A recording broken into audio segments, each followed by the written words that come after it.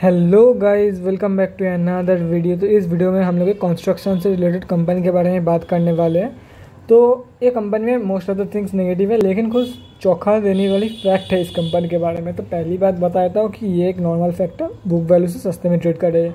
अब आता हूँ जो नेगेटिव्स बहुत सारे हैं। नेगेटिव्स अगर गिनने बैठूँ तो बहुत देर लग जाएगा और वीडियो भी लंबा हो जाएगा। तो डायरेक्टली जब फंडामेंटल का डिटेल में एनालिसिस करूँगा तब मैं आप लोगों को सारे नेगेटिव पॉइंट्स दिखा दूंगा।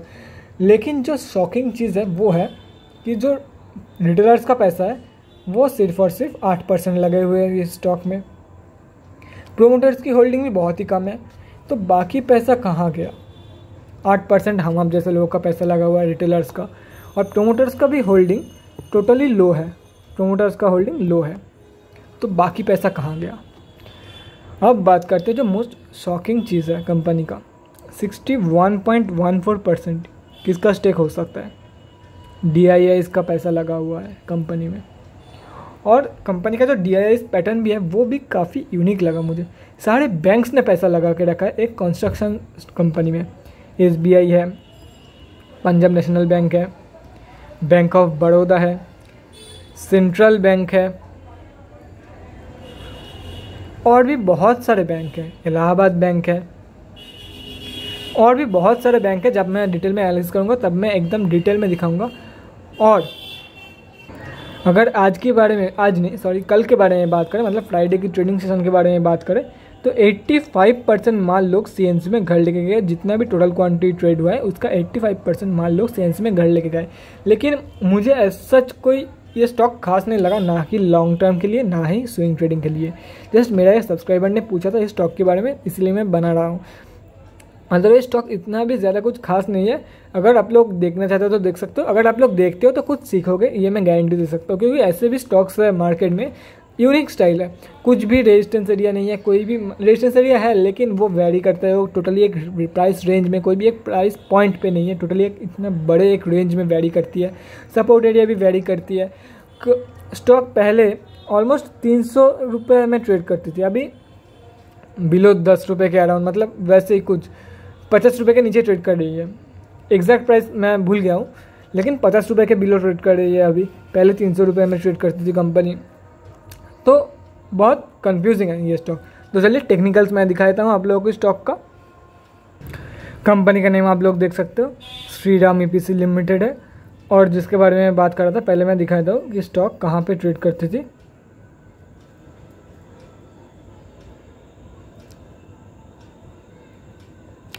ये आप लोग देख सकते हो, ऑलमोस्ट 400 रुपये के आसपास ये कंपनी ट्रेड करती थी पहले,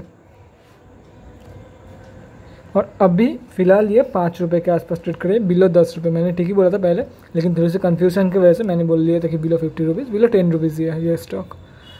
ऐसे कि बहुत सारे स्टॉक्स रहते हैं ना, इसलिए मुझे याद नहीं रहती वीडियो करने के टाइम। जैसे भी मेरा शेड्यूल बहुत ही बिजी रहता है, और जो लोग मुझे इंस्टाग्राम में फॉलो करते हैं उन लोगों को तो पता ही है मैं 4 दिन के लिए आउट ऑफ टाउन जा रहा हूँ। इसीलिए आज ही मैं टोटल पूरा 1 हफ्ते का वीडियो ऑलमोस्ट रिकॉर्ड करके जाऊँगा।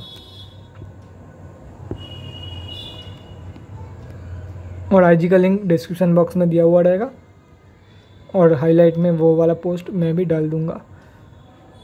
ये 4 दिन के लिए वो मैं हाईलाइट पे डालूँगा, अदरवाइज़ नहीं डालता। क्योंकि बहुत सारे लोग कंफ्यूज्ड हो जाएंगे कि मंडे वीडियो बना रहा है या तो फिर थर्सडे वीडियो बना रहा है, तो पिछले फ्राइडे का क्यों डेटा दिखा रहा है ये। और जिसके बारे में मैं बात कर रहा था, back to the main topic. इसका अगर रेजिस्टेंस और सपोर्ट एरिया देखोगे ना, कुछ ढूंढ नहीं पाओगे।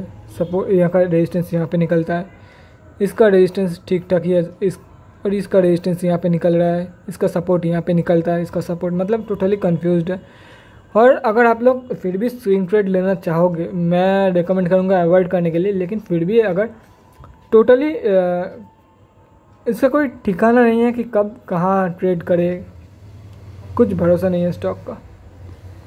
और इतनी भी ज़्यादा कुछ खास नहीं है। फंडामेंटल्स भी आप लोगों को बाद में दिखाऊंगा, तो वहाँ पे आप लोग देख सकते हो इतनी भी ज़्यादा कुछ खास नहीं है ये स्टॉक। तो अगर शॉर्ट ट्रेड लेना चाहते हो तो आराम से 7.2 इसका रेजिस्टेंस एरिया है, लेकिन 7 से ही ये पिछले बार लौट गया था। और पहले भी आप लोग देख सकते हो ये क्रॉस किया था, लेकिन 7 टच होने के पहले ही ये गिर गया था।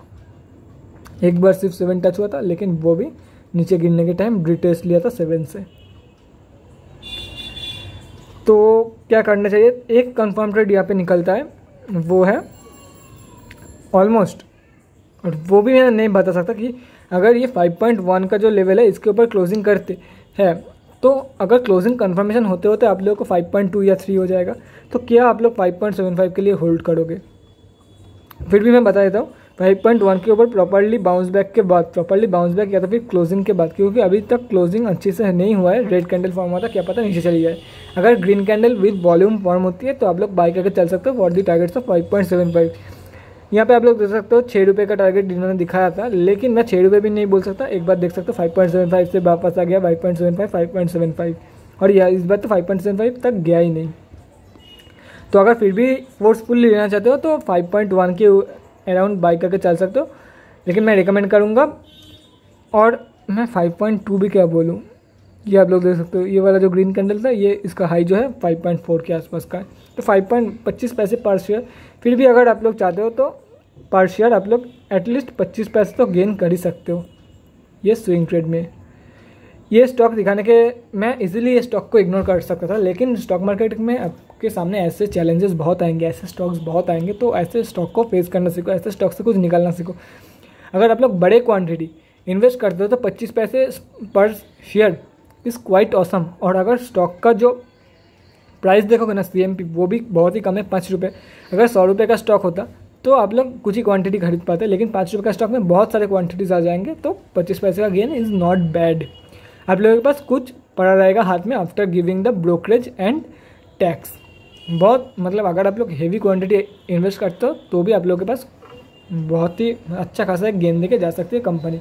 लेकिन ये टोटली डिपेंड करती है, अगर आप लोग 100 रुपये लगाते हो तो इतना ज़्यादा कुछ इफेक्टिव नहीं रहेगा, क्योंकि बाकी आपका टैक्स में ही कट जाएगा और ब्रोकरेज में कट जाएगा। लेकिन अगर आप लोग बड़े अमाउंट इन्वेस्ट करना चाहते हो तो आराम से एक अच्छा खासा गेन बना सकते हो। और एक कंफर्म ट्रेड रहने वाला है कि अगर 5.1 के ऊपर क्लोजिंग करता है तो 5.75 तक जाएगा ही जाएगा।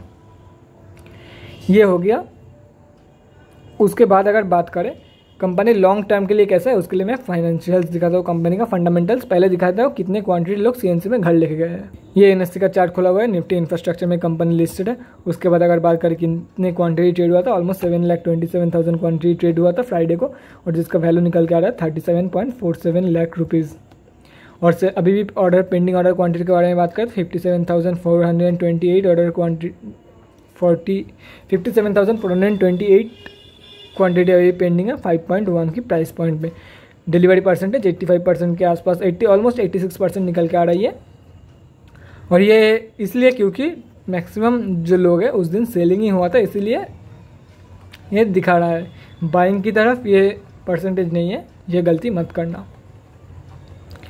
ये अगर आप लोग पढ़ना चाहते हो तो पढ़ सकते हो। बेसिकली एक इंजीनियरिंग कंपनी है। उसके बाद 495 करोड़ का मार्केट कैप है, बुक वैल्यू से सस्ते में ट्रेड कर रही है। फिलहाल it's trading in between 52 week high and 52 week low. ROE negative में है, ROCE भी नेगेटिव में है। प्रोस एंड कॉन्स के बारे में बात करें तो प्रोस में ज़्यादा कुछ नहीं है, मतलब कुछ भी नहीं है। कॉन्स में आप लोग देख सकते हो company has delivered a poor sales growth of 0.58% over past 5 years. Promoter holding कम है, लो ROE है, ROE नेगेटिव में जा रखा है। Contingent liabilities up to 23.36 crore. Promoters holding pledge हो रखा है, डेब्टर डेज भी हाई है। उसके बाद क्वार्टरली रिजल्ट में आप लोग देख सकते हो, क्वार्टरली रिजल्ट में जून की क्वार्टर में ऑपरेटिंग प्रॉफिट भी नेगेटिव में है, तो नेट प्रॉफिट में भी नेगेटिव, मतलब नेट प्रॉफिट में भी लॉस देखने को मिला है आप लोगों को। करंट TTM के बारे में बात करें, करंट TTM में आप लोग देख सकते हो नेट प्रॉफिट नेगेटिव में है। मार्च 2021 में भी नेट प्रॉफिट नेगेटिव में था, मार्च 2020 में भी नेट प्रॉफिट नेगेटिव में था, और मार्च अभी तो करंट जो फाइनेंशियल ईयर है वो चालू हुआ है, उसके चलते ही अभी से ही 190 करोड़ का लॉस इन्होंने दिखा दिया है। और जो मार्च 2021 में उनमें 100 करोड़ मतलब 102 करोड़ का जंप देखने को मिला है लॉस की तरफ, प्रॉफिट की तरफ नहीं, लॉस की तरफ। बाकी आप लोग सोच सकते हो कि कंपनी कैसी है। बोरोइंग्स अगर आप लोग देखोगे तो कंपनी लगातार जो है अपनी डेट इंक्रीज करते आ रही है 2019 से, और इसकी जो रिजर्व है सिर्फ 23 करोड़ है, 23 करोड़, और बोरोइंग से 789 करोड़, मतलब हाई डेप्ट है कंपनी का। जो शेयर होल्डिंग पैटर्न है जिसके बारे में मैं बात कर रहा था, DIIs भी धीरे धीरे क्विट कर रहे हैं। पहले 67%, पब्लिक का होल्डिंग सिर्फ 4% था, अभी 10% वो इंक्रीज होकर आगे। प्रोमोटर्स का होल्डिंग कंस्टेंट है, FIIs ने भी क्विट कर दिया है, और बड़े बड़े DIIs भी क्विट कर रहा है। DIIs में बात करें तो SBI का होल्डिंग है, सेंट्रल बैंक ऑफ इंडिया का होल्डिंग है, CBI, PNB Punjab national bank, IDBI bank, south India bank, axis bank, bank of India, bank of Maharashtra, उसके बाद फेडरल बैंक, इलाहाबाद बैंक का था, bank of Baroda, corporation bank, Indian bank, union bank of India, DBS bank. ये maximum bank ही ये stock को acquire करके रखा हुआ है। तो गाइज मैं रिकमेंड नहीं करूँगा स्विंग ट्रेडिंग और लॉन्ग टर्म के लिए, कुछ भी किसी भी ट्रेडिंग के लिए इस स्टॉक में मैं रिकमेंड नहीं करूँगा। बाकी आप लोगों के ऊपर है, आफ्टर ऑल आपका पैसा है, आप लोग मुझसे अच्छे से समझ पाओगे कि आप लोगों का पैसा कहाँ पे इन्वेस्ट करना है, क्योंकि आपका पैसा है, आप लोग मुझसे बेहतर समझोगे कि कहाँ पे इन्वेस्ट करना है कहाँ पे नहीं।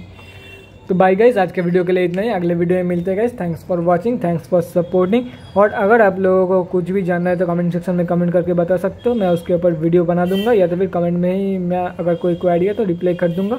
और अगर आप लोग पर्सनली 1-on-1 इंटरेक्शन करना चाहते हो तो IG का लिंक डिस्क्रिप्शन बॉक्स में दिया हुआ रहेगा, आप लोग जाके IG में DM कर सकते हो, वो भी टोटली फ्री ऑफ कॉस्ट ही मैं सबको कंसल्ट करता हूँ। लेकिन प्राइवेट जो फाइनेंशियल कंसल्टेंट है वैसे नहीं, मतलब कोई क्वेरी रहता है तो मैं सॉल्व कर देता हूँ। अगर किसी को कोई स्टॉक में कुछ समझ में नहीं आ रहा है तो मैं सॉल्व कर देता हूँ, लेकिन कोई भी रिकमेंडेशन हाँ ये सेल करना चाहिए, कोई भी मतलब ऐसे ये मैं पोस्ट नहीं करता, कोई भी सिग्नल में नहीं देता कि इस प्राइस पॉइंट में बाई कर लो, इसमें सेल कर लो, इंटरट्रेड जो सिग्नल्स है वो मैं नहीं देता हूँ। तो चलो guys, bye guys, thanks for watching and thanks for supporting, bye.